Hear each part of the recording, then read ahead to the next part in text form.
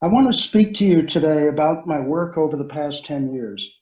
The concepts that I cover, taken individually, will not be new to you, and many of you are no doubt familiar with them.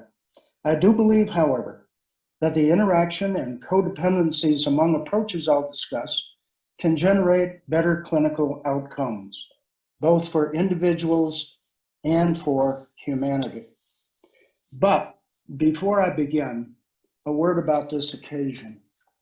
50 years ago, I was among the 60 eager graduates of the class of 1970 who received MD degrees from the University of Florida College of Medicine. Not all of us survived to see this day, and I'd like to take just a moment to pay tribute to those colleagues of half a century ago who unfortunately have passed on.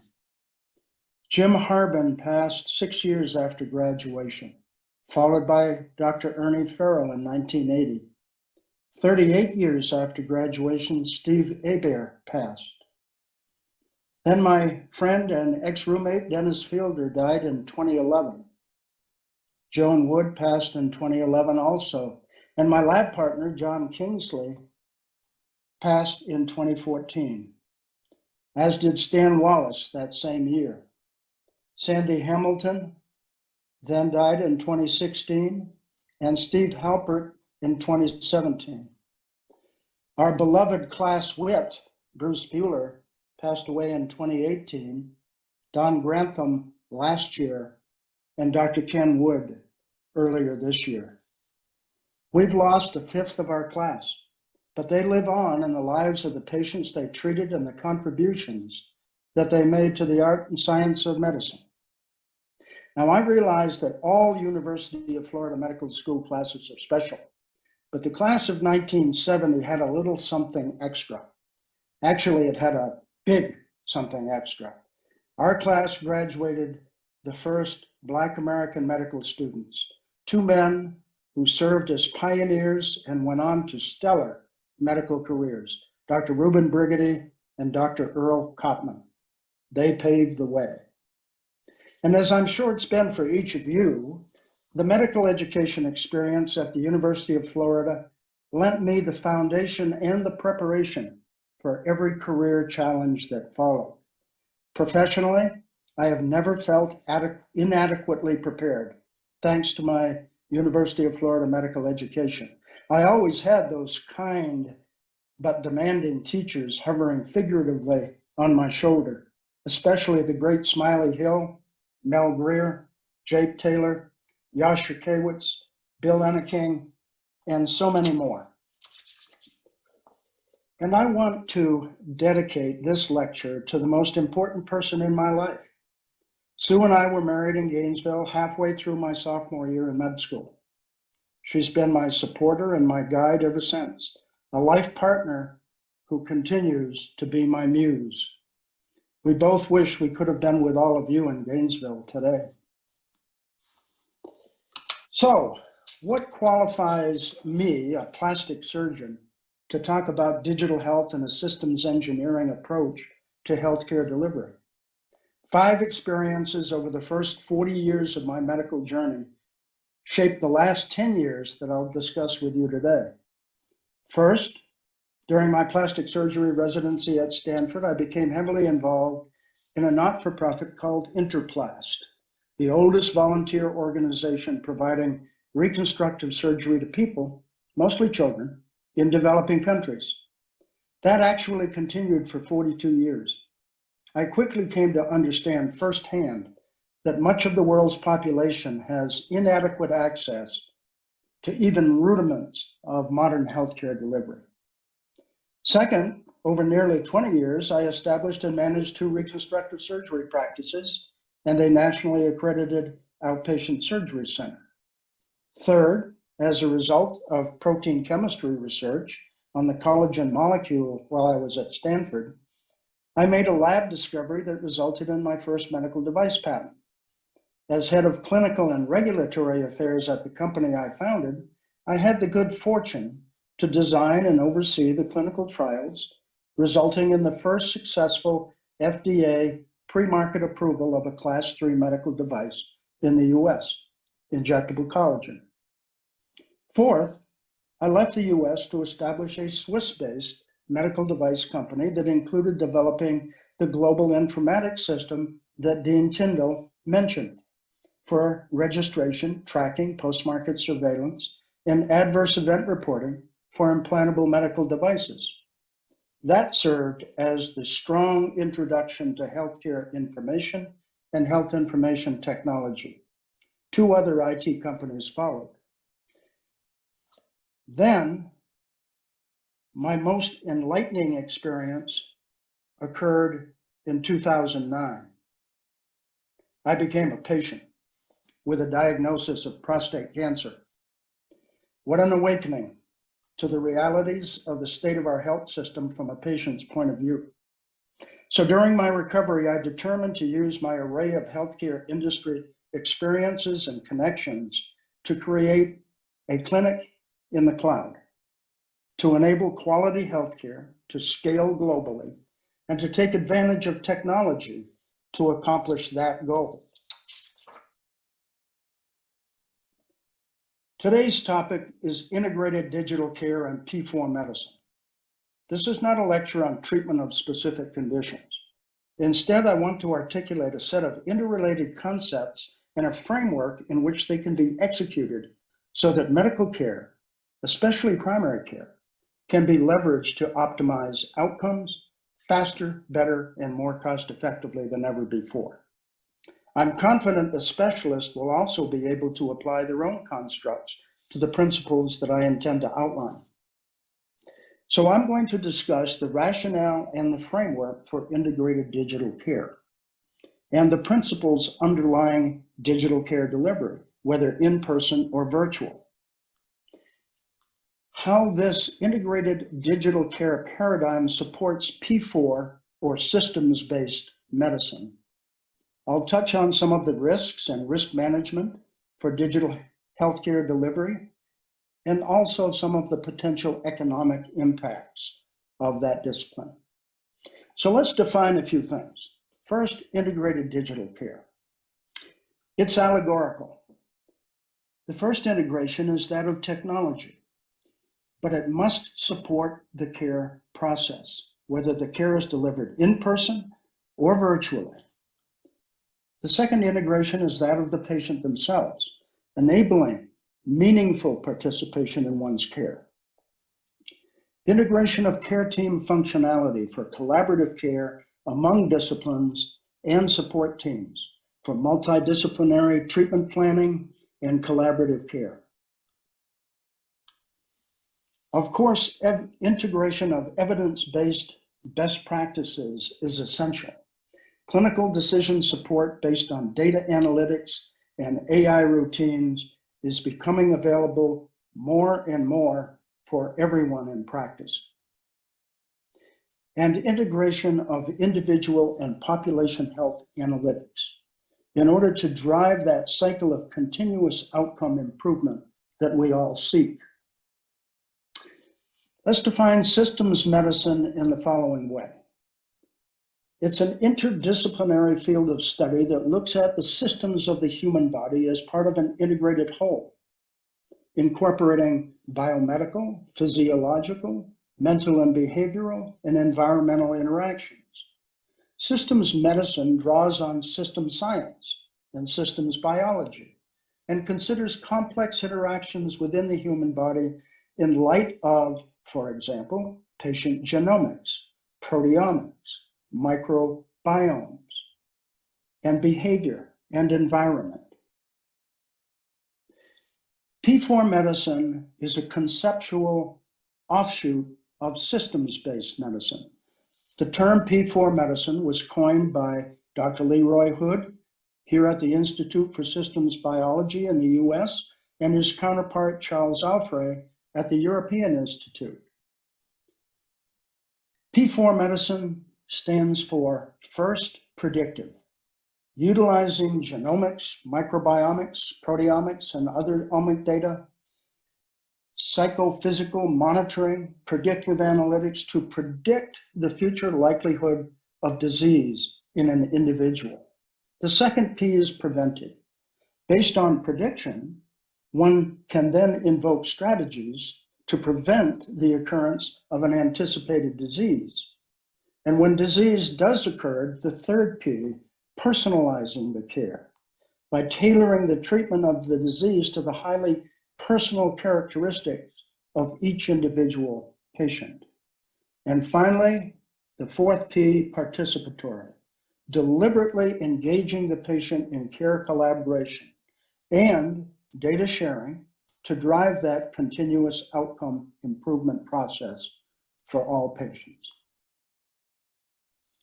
So when we think about integrated digital care in P4 medicine, we think about a framework for leveraging the technology to acquire the actionable data to improve healthcare delivery, coupled with the systems medicine approach enabled by that integrated digital care to, as Dr. Alfrey says, represent the engine for progress in biomedicine and healthcare in the 21st century. It matters just as much as chemistry and molecular biology has in the last 2 centuries.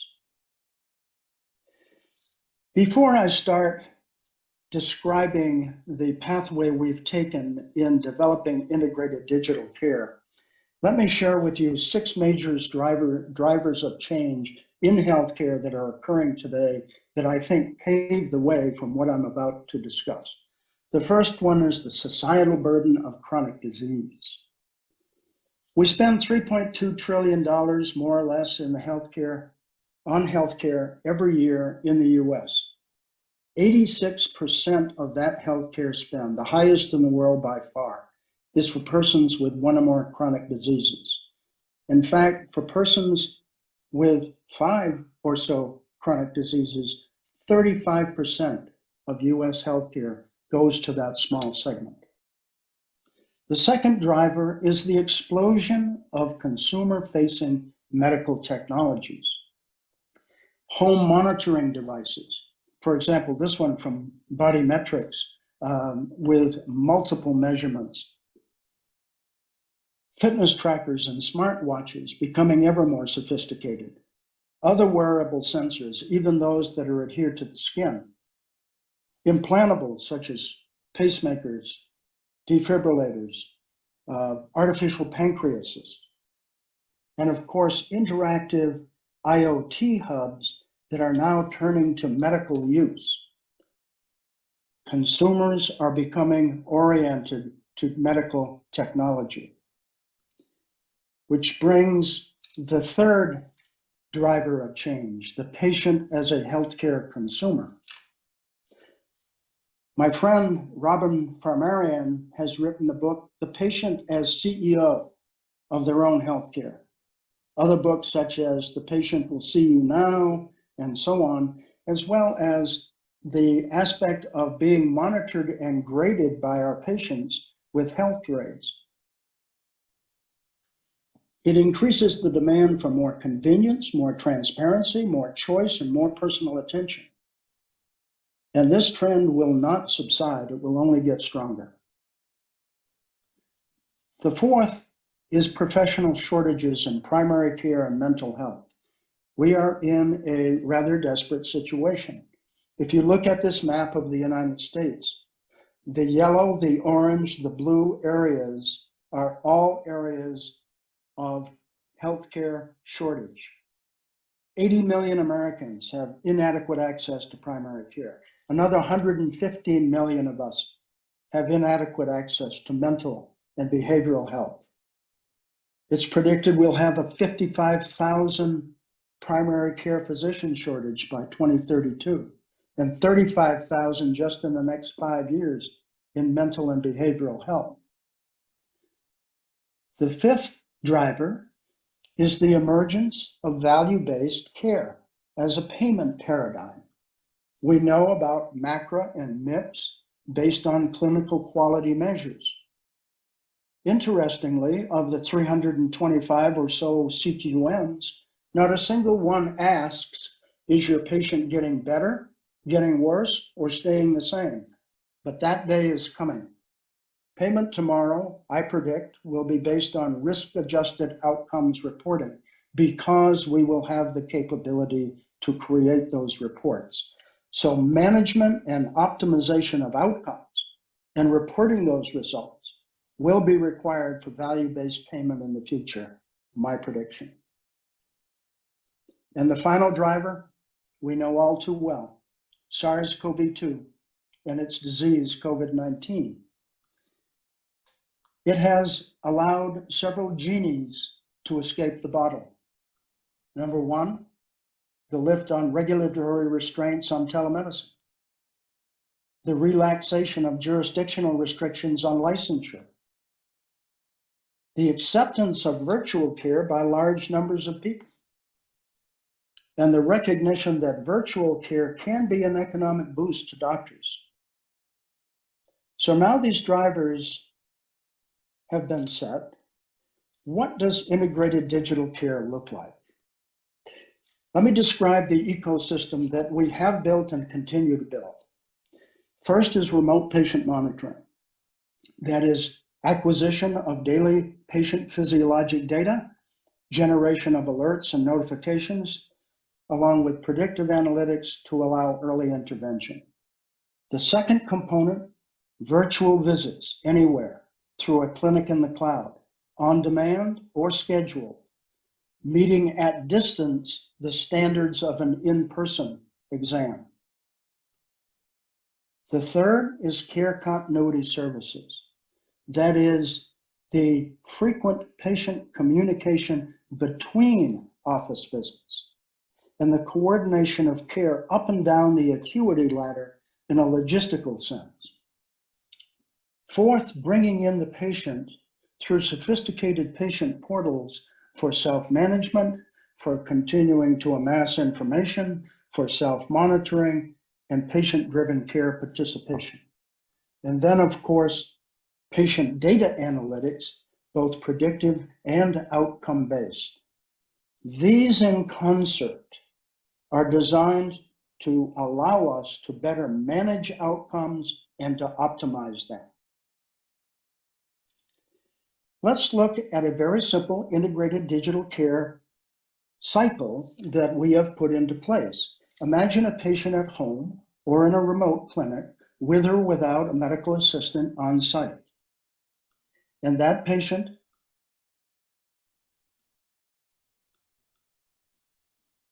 I apologize, I seem to have frozen my screen here. There we go. Imagine the patient at home or a clinic with an array or one or two digital instruments, Bluetooth connected through a medical data hub, which can be an app on a smartphone, to a monitoring interface, monitored by a medical call center that can generate patient care, immediate or scheduled, and bring that care right into the patient's location, no matter where on earth it might be. And also to allow collaborative care with specialists, or even allow distant family members to participate in a medical visit. There are three general rules that I believe we must follow in terms of actualizing integrated digital care. The first one is really important. Technology is subordinate to process. We've seen many what we call talk to a docs that are really a video chat for advice, but not for medical care, because the technology must support the process. And the process is the same regardless of specialty. We have to first completely evaluate the patient. We diagnose, we treat, and we follow up, regardless of specialty, even though internists like to say that surgeons practice ready, fire, aim. This is a ready, aim, fire process that we all adhere to. Secondly, patient safety is paramount. That is, we must recognize the risks and the elements of risk management that must be brought to bear in a digital environment as much as in and analog environment. And telemedicine and telehealth, while useful tools, are only components of digital care. So now let's visit each one of these ecosystem elements: remote monitoring, virtual care with a clinic in the cloud, the care continuity services, patient management, and finally, data analytics. Remote patient monitoring really is a program, as we have built it, prescribed by clinicians to set and track critical measurement parameters. And this interface is illustrative of establishing a protocol for RPM of type 2 diabetes. In the first place, the patient must sign an informed consent.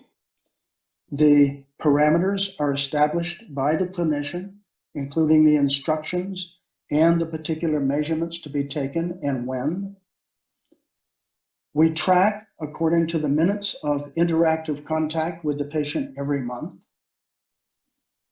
The program may be edited at the click of a button or ended when appropriate. Data trends can be seen graphically in a chronobiological display, as well as by instrumentation represented by the dials. And of course, notes can be added at any time. Now, there's one thing I want to emphasize about this, and that is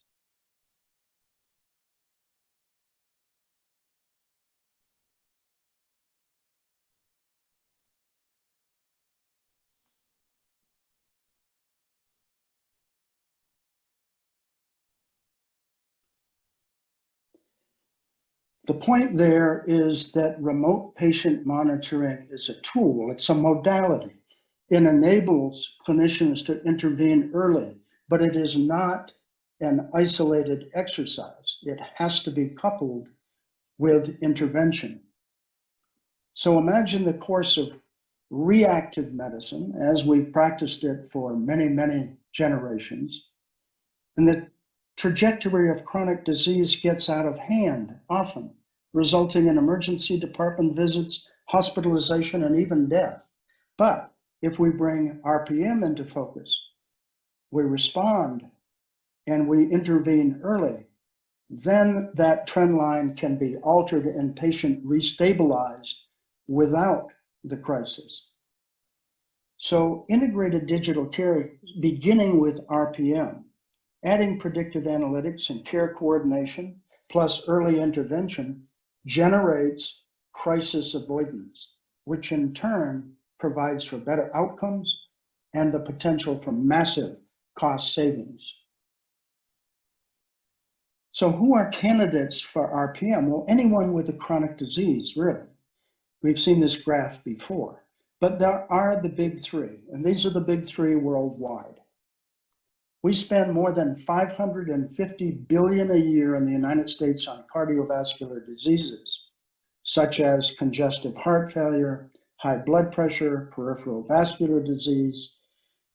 Diabetes, probably the most single expensive disease in the world, causes us to spend $327 billion a year, and lung disease, COPD, chronic asthma, bronchitis, more than 160 billion. The good news is these conditions are all amenable to RPM and early intervention and crisis prevention today. RPM is proactive. That's its advantage. It enables disease control and fosters prevention. So imagine preventing the consequences of diabetes as manifest in this particular photograph. It's difficult to imagine the quality of life it robs a patient of and the expense associated with it.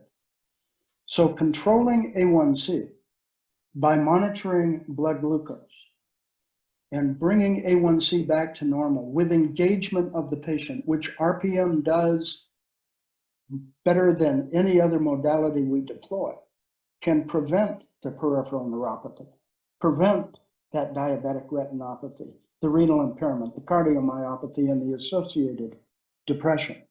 And by adding clinical decision support with companies like Mellitus Health, who have developed the algorithms for micromanaging medication based on monitoring of glucose to deliberately drive A1C back to normal, begins this virtuous cycle that I'm discussing.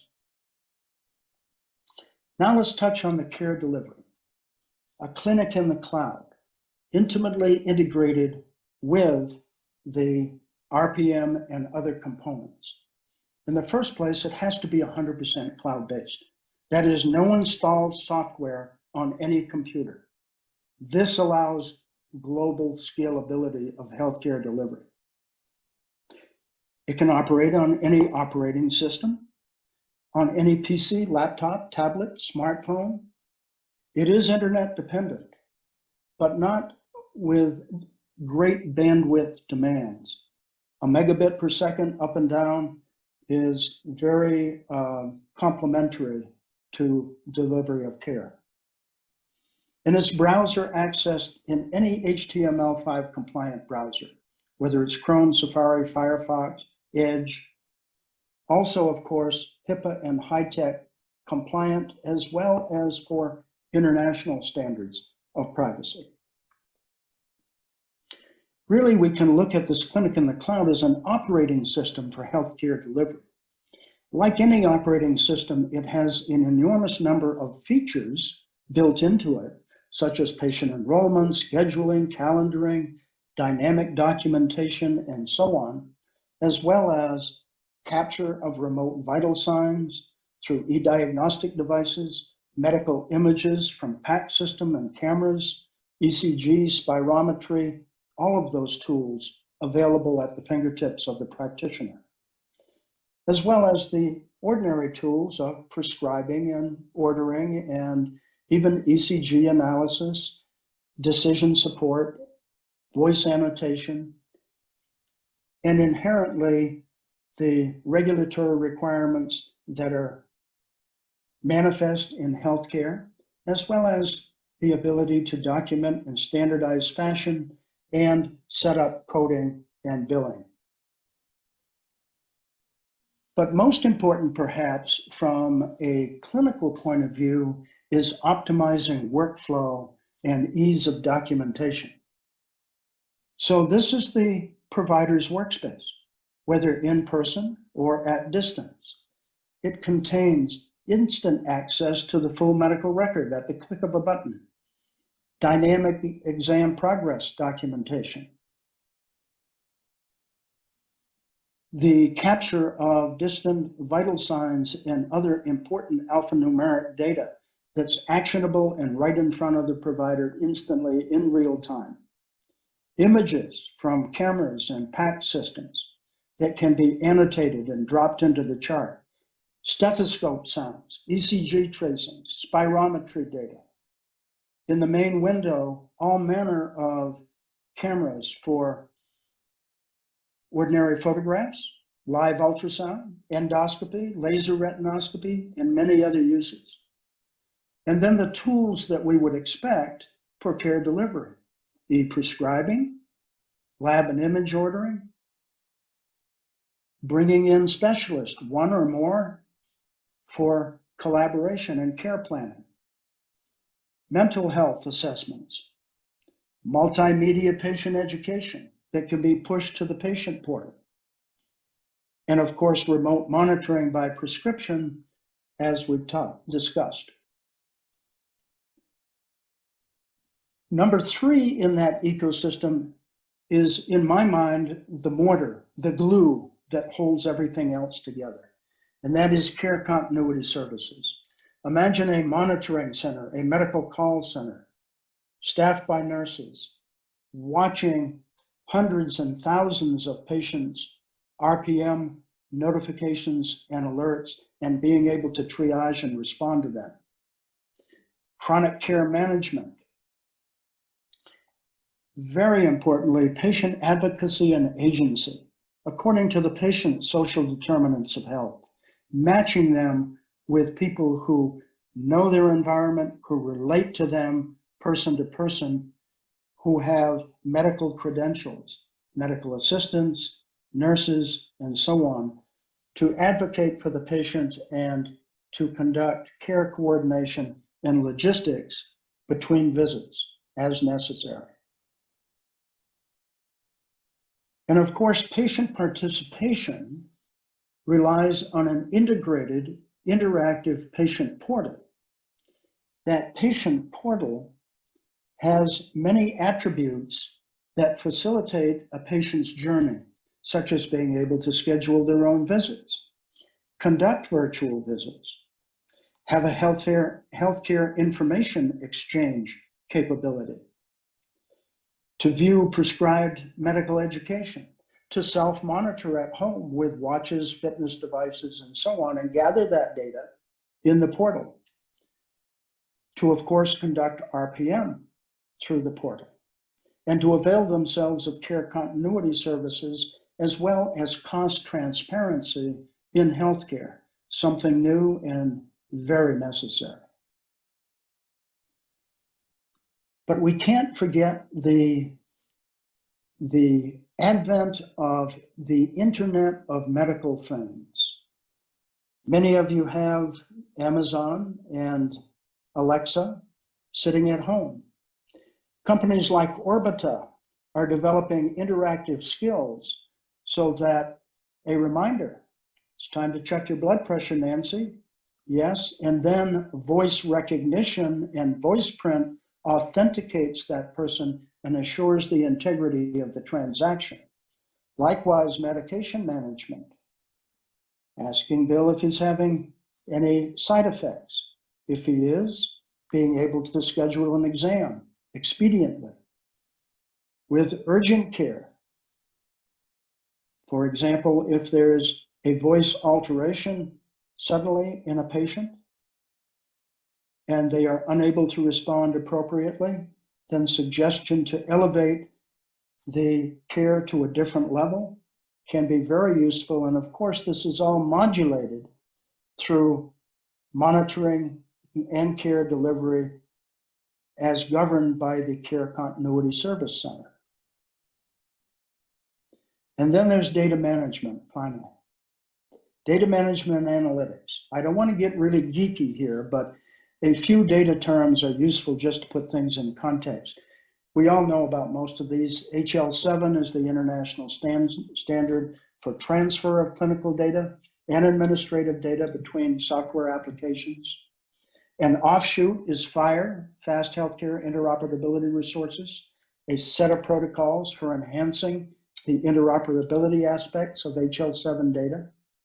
Consolidated Clinical Data Architecture, CCDAs, templated implementation guides for reporting HL7 under meaningful use EHRs. The continuous standard, a design set of guidelines to assure interoperability and data integrity from both wireless and wired medical devices that are accumulating patient data in the periphery. JSON and JSON blogs, JavaScript object notation, an open standard file format for accumulating complex data into an interchange format that actually uses human readable text. And then the concept of non-repudiation, very important in digital care. That is assuring the integrity of a transaction as a standardized process of authentication, encryption, hashtags to assure that data integrity is consistent, all bundled into a transaction that it cannot be challenged in a court of law. So let's look briefly at how digital data increases in value as it flows through the care process. Imagine a patient seeing a doctor, and let's take a look at a data element, blood pressure. This is syntactical data consisting of two data elements, systolic and diastolic. The clinician adds value, creates semantic or curated data by making empiric observations, creating a diagnosis, a treatment plan, and then generating an outcome. That, of course, goes into the patient's medical record, where it can be exported to other EHRs that are interoperable.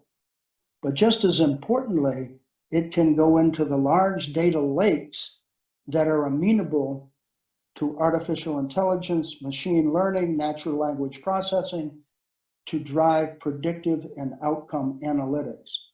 Those benefits flow right back in the form of clinical decision support, preventive strategies, and personalized treatments. Data integrity is sacrosanct.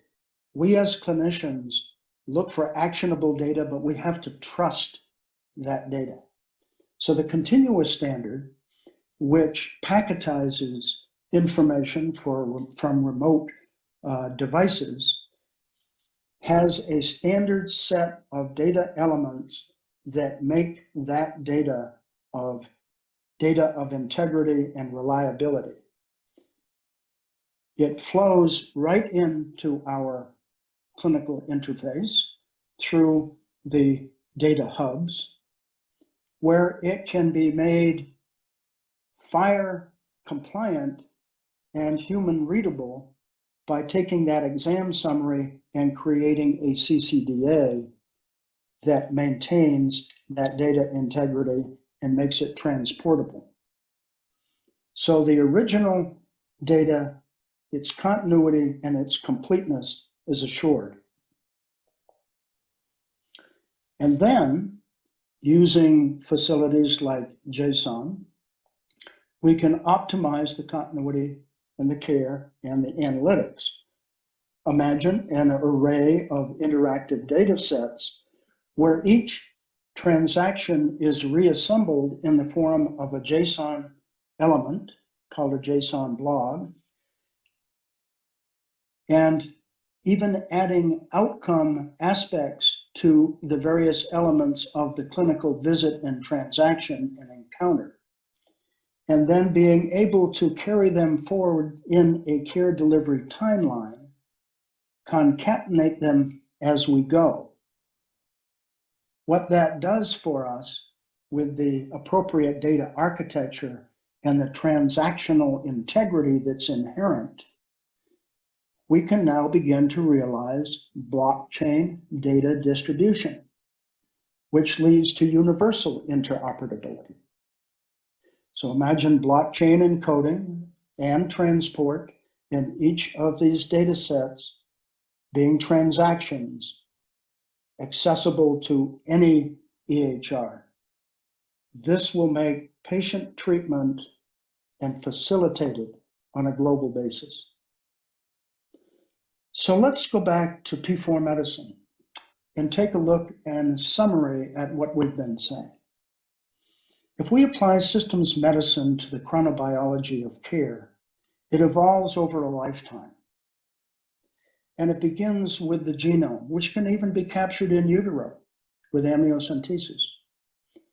Adding the proteome, the microbiome, various aspects of fitness data and self-monitoring and other personal monitoring that is evolving.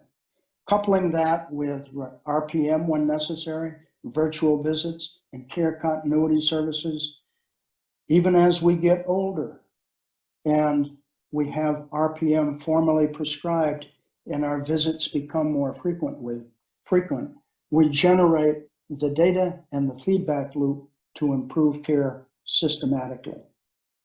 A couple of quotes from Dr. Alfrey that I would like to conclude with. Now that the conceptual and methodological frameworks of systems biology are set and available for deployment, their successful implementation in systems medicine to address unmet medical needs is facing two major hurdles. First, the training curricula of scientists, engineers, and medical doctors needs to be much better integrated so that we are all sufficiently acquainted with the work of others. And second, the ethical, legal, socioeconomic, and regulatory environment has developed based on the assumptions of the importance of single determining elements and population averaged values of biologic parameters to explain normal or dysfunctional health. But that needs to be replaced by the complex networks and trajectories that are meaningful for single individuals. This requires a profound cultural change, but we know those drivers of change are out there. I want to dispel a digital care myth. Digital care will not eliminate clinicians. A patient will not be able to list their iPhone as their primary care physician. But what it will do is permit us to be more productive, more responsive, more collaborative with our patients. And there are some limits of digital care. If I'm a doc, I'm probably thinking if there was a virtual prostate exam, I'd want to be the first to know. So one final quote, the last word I'll give to Dr. Alfred. The effective development of participatory, personalized, predictive, and preventive systems medicine requires harmonization of experimental and computational methods for data, information, and knowledge collection, storage, analysis, and sharing on a big data scale using high-performance cloud computing infrastructures. The active participation of all stakeholders in this long-term transformation is essential. But that begs a question, a very important question. Who's going to lead and who's going to drive P4 systems medicine? My answer, very simple. As doctors, we must do that. All of us. Thank you all for listening. I really appreciate your indulgence. If you'd like to contact me, trknapp@mac.com. One final thought, go Gators.